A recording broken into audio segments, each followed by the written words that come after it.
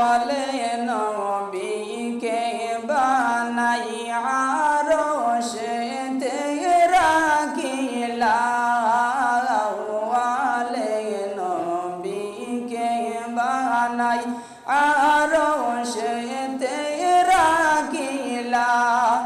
আরশ কুরসি লৌহ কলম নবীর নূরে রঙ্গাইলা।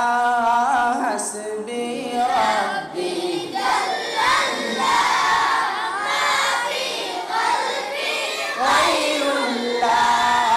নূর মুহাম্মদ সাল্লাল্লাহু ইলাহা ইল্লাল্লাহ।